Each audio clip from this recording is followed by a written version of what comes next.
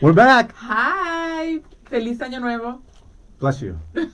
What? Oh, Happy New Year. Say it in, where are you from? Scandinavia. Where am I from? I don't know. Say it. I don't know how to say it in Scandinavian. No. Do I? I mean, you were just with family. I can, I guess they're German. I'm not German, but it's Guten Morgen. Okay. Good morning Is in it German. for real? In German, yeah. Oh, that's cool. I hope you guys had a great New Year. We're glad to be back hanging with you here. We took a couple of weeks off. Somebody at church actually said to me, they're like, Brian, are they going to give you any time off? Oh. Because we did some recorded Yeah. stuff, special new programming for you recorded the week of Christmas. And then this last week we did some best of programs. Yeah. So you haven't seen us in a little while. Yeah. So Was it a good time? what, the last couple of weeks? Yeah. Yeah, ladies first. I'm chivalrous. Oh. So It was really good. The first week was super busy with Christmas. We had we went over to Len's parents' house first that Sunday, and my kids performed. Lisa surprised me performed. for the Christmas. Len's dad's a pastor. Oh, So and they were for like part a of- Christmas program. Yeah. Yeah. And Lisa surprised me and interviewed me in front of everybody for Brian and Janelle. Stop. I Wait, was what? Yeah. She goes, yes, and so we have a guest. It's actually a surprise guest. And I'm looking down at my phone. You're like, who is this? Exactly. And then she was like, Janelle. I was like, what? So you went up on stage at your father-in-law's church, Yes. and your sister-in-law interviewed you. Yeah. About What- the show. What did she and- ask you? She asked me about me and how it all started, the show and all that. And then it was nice because my favorite question was, well, what is my encouragement for other women out there in terms of God's will and, how... Off the cuff you had to do that. Yeah. So what did you say? Yes, it was. And I was like, oh, you know me. I was like, oh my gosh, I wasn't even planning this. What'd you say? I shared how I started off very career-oriented and I was going to climb the ladder and how God shifted that and I was at home and how I was frustrated for years because I'm thinking, wait, this doesn't make sense. And then how in God's economy, things don't have to happen in terms of resume and networking. If it's going to happen, it happens. But my encouragement for the women was to trust God because I am a person that I talked to them. One woman from the audience was like, oh my goodness, when you said this, it caught me. I said, in college, you're taught to have a plan and to look to plan forward and all that and to have control. And God, in those years where I was at home, he taught me the opposite. I don't have to see the plan. It doesn't have to make sense to me. And so I just said if I would have trusted him, kind of like my 6-year-old trusts me, she doesn't ask, are we going to eat tomorrow? She just knows. And so it would have been a lot better for me. Do you struggle with that? Less now. But you did. I did for up until recently because it's not just an excuse, but I'm a firstborn, I'm a planner, and so not having control and seeing what's coming, is difficult for me. Because firstborns are controlling. We are put in that position a lot. I told you what my I didn't siblings say it. do. We'll be getting together for a family reunion, and I'm like, okay, so what's the plan? And they all just look at me. Because you're always bossing everybody around. So they're like, just do it. By the way, Myrna's here. She said, hey, she's 44% German. Hey, cool. The food was good. The Pickled herring. Herring, that was good. Myrna, you better be, if you're 44% German, you better be having pickled herring. So on Monday, we had a bunch of people over from Florida. The Williams were over our house till late, till 1 in the morning. And then Christmas Eve and Christmas Day, the Neville slept over. We actually did Christmas Eve, all Christmas Eve. The kids sat around their grandparents and we said we were going to both. Yes. We interviewed them and it was amazing. What did you learn? It was cool to hear Len and the kids saying, oh my goodness, we never heard that story. We never Even heard Len. that. And I kind of started it and primed the pump. And it was a little slow and I kept telling them, remember, you can ask questions. Guess what? Now, mind you, I got 4 boys and the oldest son was there. He's 22. The oldest grandson and Len. So a bunch of boys. Guess when they started asking questions? When we got to Pastor Neville's high school years and talking about how he was asking girls out. And then Len Neville's mom, my husband's mom, was like, yeah, all the girls wanted to be with him in college. All the boys were like, oh my. And that's when it got.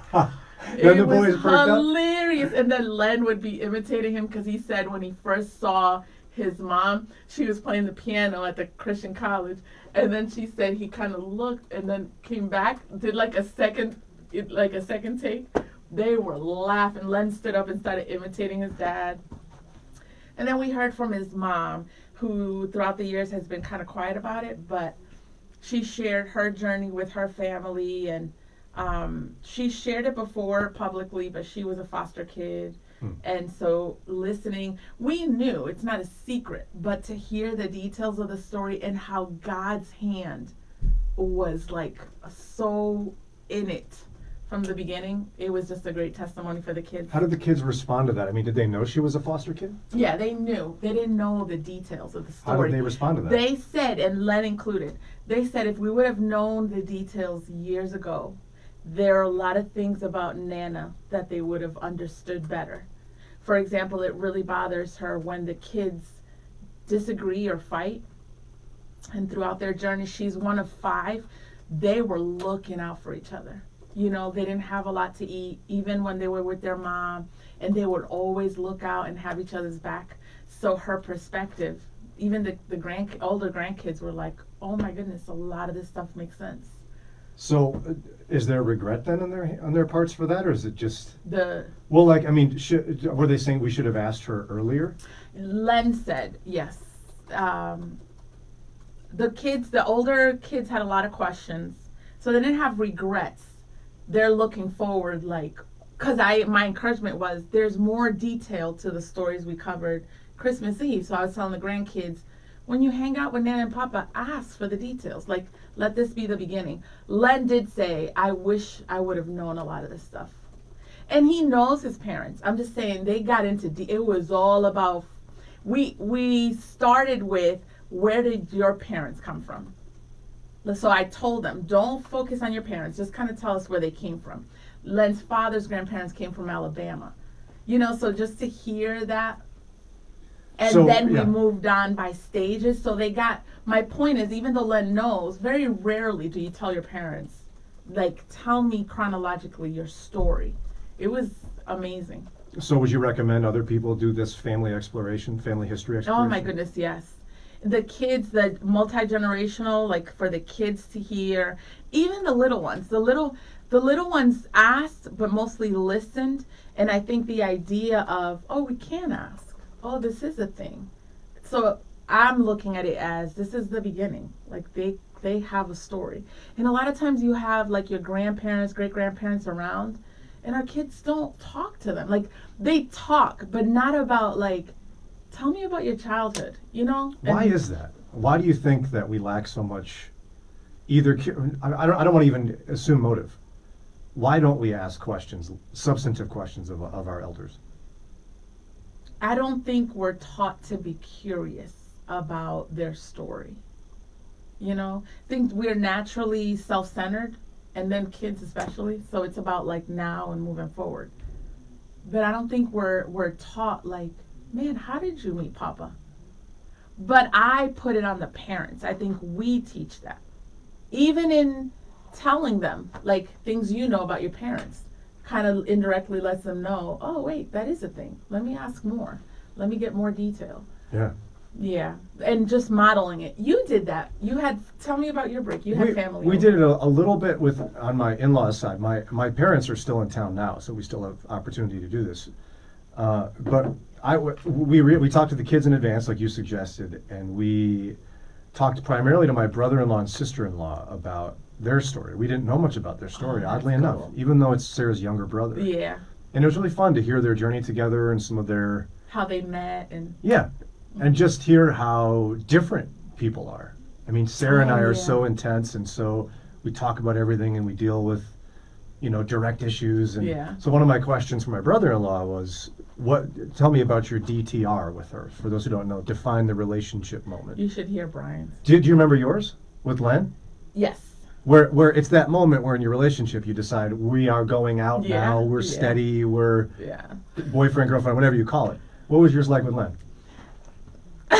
He asked me, it was the first, it wasn't like, can you be my girlfriend? He told me he loved me for the first time. And then I looked and I was like, I don't love you.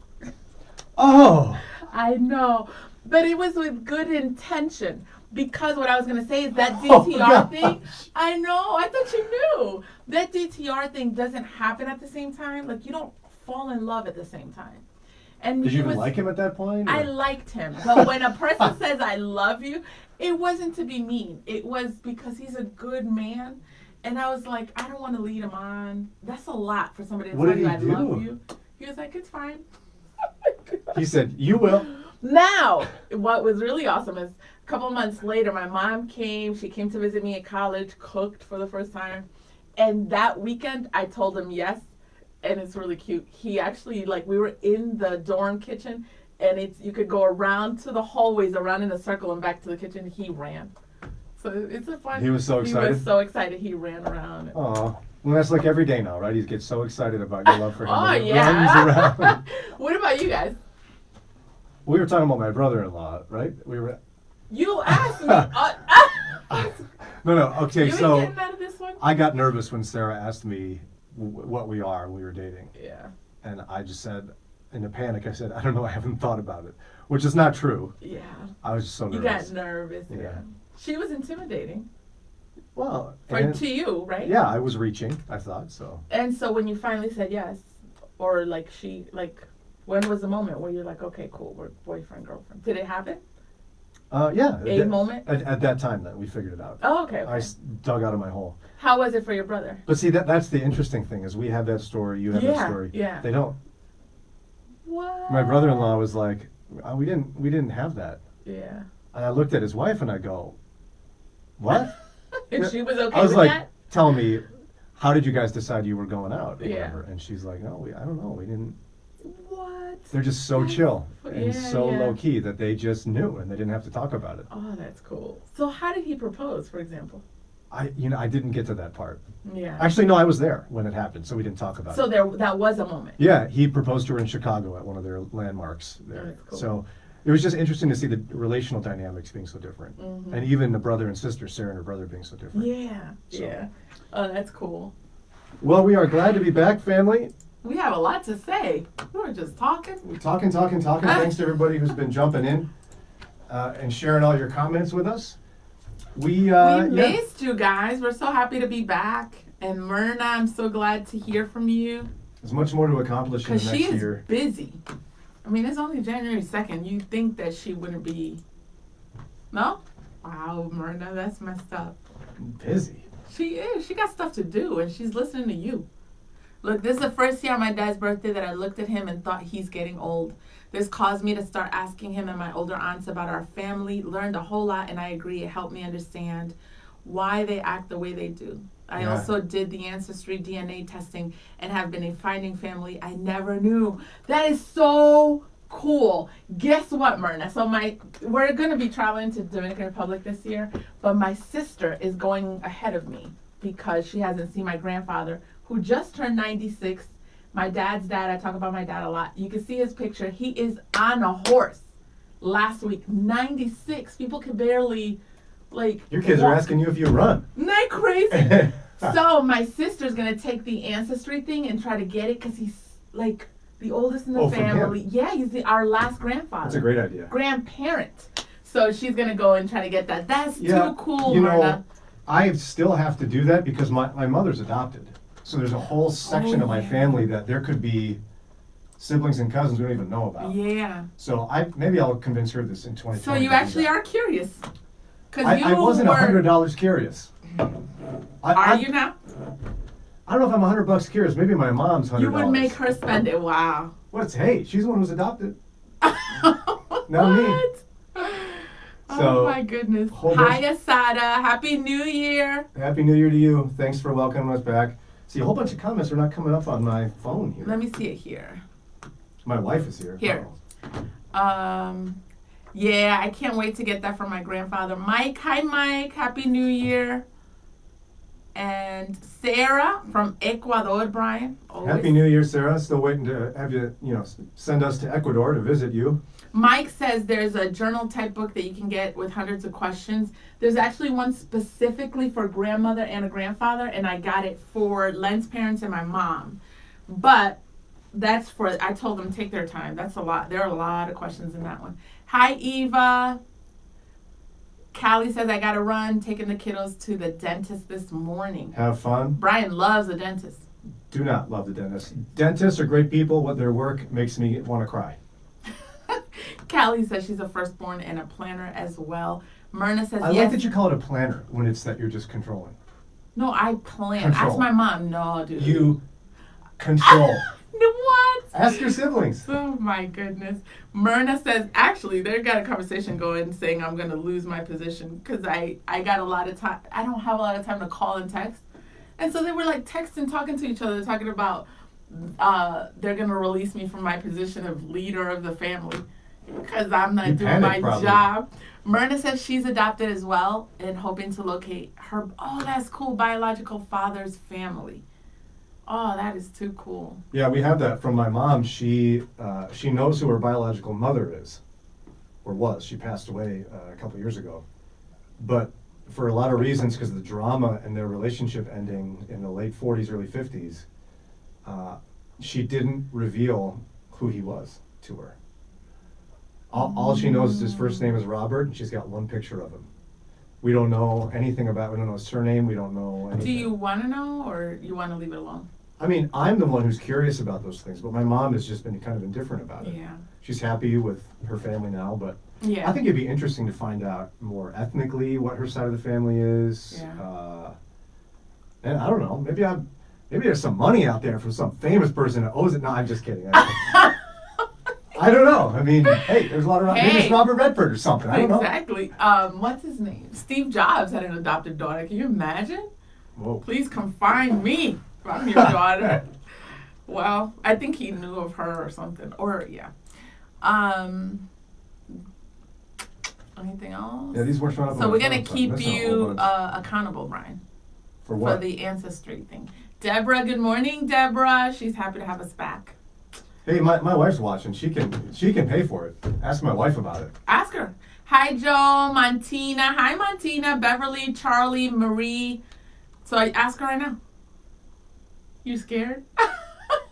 I'll ask my mother when I get home. Oh, goodness. We're both not $20 curious.